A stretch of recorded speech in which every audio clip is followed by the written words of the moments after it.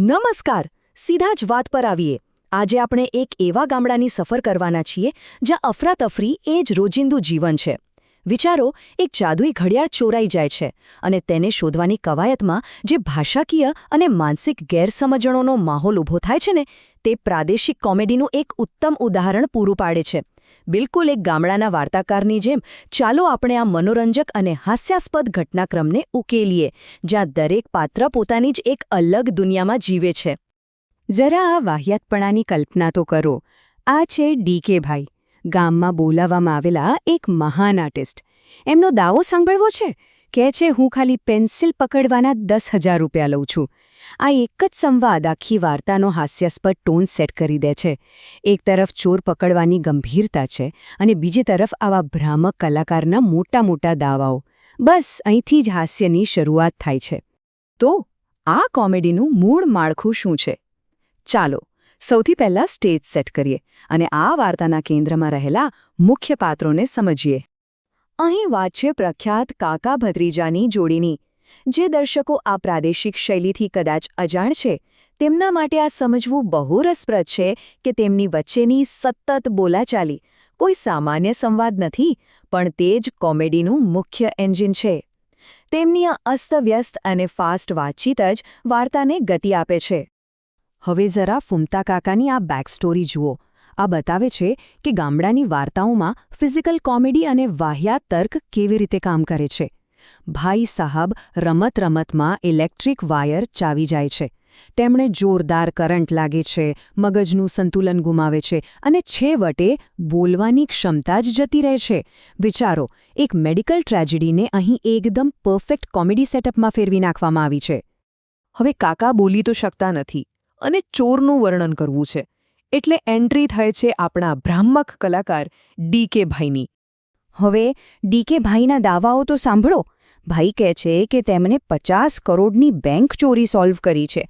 માત્ર માસ્ક જોઈને ચોરનો ચહેરો દોરી કાઢ્યો અને નેતાજીએ તો 1 કરોડનું ઇનામ પણ આપ્યું. આટલા ફાસ્ટ અને અશક્ય દાવાઓ ગામ લોકોના મગજમાં એક અપેક્ષા ઊભી કરે છે અને વાર્તાને વધુ રમૂજી વળાંક આપે છે.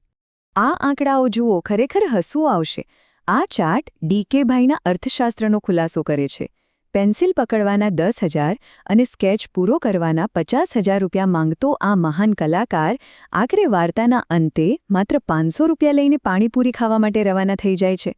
દાવાઓ અને વાસ્તવિકતા વચ્ચેનો આ તફાવત જબરજસ્ત હાસ્ય નિપજાવે છે. ચાલો હવે વાત કરીએ ઇશારાઓ અને એમાંથી ઊભી થતી ગેરસમજની. અહીંથી અસલી વિઝ્યુઅલ સ્ટોરીટેલિંગ શરૂ થાય છે. અહીં એક સ્વાભાવિક સવાલ ઊભો થાય છે, જે આપણને આ અરાજકતાની બરાબર મધ્યમાં લઈ જાય છે. એક માણસ જેને કરંટ લાગ્યો છે, જે બોલી શકતો નથી, તેના માત્ર અસ્તવ્યસ્ત ઇશારાઓ પરથી કોઈ ચોરને કેવી રીતે ઓળખી શકે? લોજિકલી આ મિશન જ અશક્ય છે અને આ અશક્ય કામ કરવાની પાત્રોની મથામણ જ કોમેડી ટાઈમિંગનો જીવ છે. તમે જુઓ, ડાબી બાજુએ તેમનો ધ્યેય હતો પેલી જાદુઈ ઘડિયાળ ચોરનાર રહસ્યમય ચોરનું ચિત્ર બનાવવું, અને જમણી બાજુએ રિઝલ્ટ જુઓ. આર્ટિસ્ટે કાકાના તમામ ઇશારાઓને ટોટલી અવગણીને એક એવી સ્ત્રીનું ચિત્ર દોરી કાઢ્યું જેના માથે મોટો ચાંદલો છે અને દાંત બહાર પડતા છે. છે ને ગજબની કોમેડી?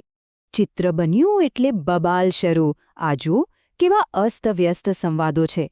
ચિત્ર જોતા જ ભત્રીજો કહે છે કે આ તો હુબહુ મારી કાચી જેવી દેખાય છે. બીજા ગામ લોકો કહે છે, ના ના, આ તો હરીની પત્ની છે. અને છેવટે કલાકાર ડીકે ભાઈ કબૂલે છે કે ભાઈ, સવારે પત્ની સાથે ઝઘડો થયો હતો એટલે મગજમાં એ જ ચાલતી હતી તો ભૂલથી પોતાની જ પત્નીનું ચિત્ર દોરાઈ ગયું. આ સ્કેચનો તો કોઈ મેળ પડ્યો નહીં અને ઘડિયાળ હજુ ગાયબ છે. એટલે હવે શરૂ થાય છે વાહિયાતપણાની હદ. ગામ લોકોનો આ નવો માસ્ટર પ્લાન સાંભળશો તો માથું પકડી લેશો. પહેલા ગામમાં ફાળો ઉઘરાવો, પછી કાકાને પ્લાસ્ટિક સર્જરી માટે લઈ જવા અને તેમની જીભની જગ્યાએ બકરાની જીભ ટ્રાન્સપ્લાન્ટ કરવી. આ મૂર્ખામીનું લેવલ ખરેખર વાર્તાને તેના ક્લાઇમેક્સ પર લઈ જાય છે. અને બસ બકરાની જીભ લાગી જશે એવા ભયંકર ડરથી અચાનક એક ચમત્કાર થાય છે. આખો સમય મૂંગા રહેલા ફૂમતા કાકા જોરથી બોલી ઉઠે છે, હા મારું 500 પાટણ, હા. મતલબ કે આર્ટિસ્ટ ઇશારાઓ અને ચિત્ર બનાવવાની આખી એ કથા સાવ એટલે સાવ બિનજરૂરી હતી. તો આપણું આ વિશ્લેષણ અહીં પૂર્ણ થાય છે, પરંતુ એક સવાલ સાથે.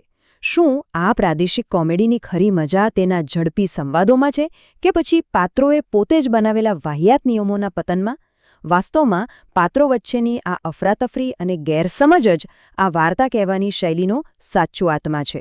આશા છે કે તમને આજના આ સચિત્ર વિશ્લેષણ દ્વારા આ રસપ્રદ કોમેડી પાછળનું વિજ્ઞાન સમજવામાં મજા આવી હશે. વિચારતા રહેજો.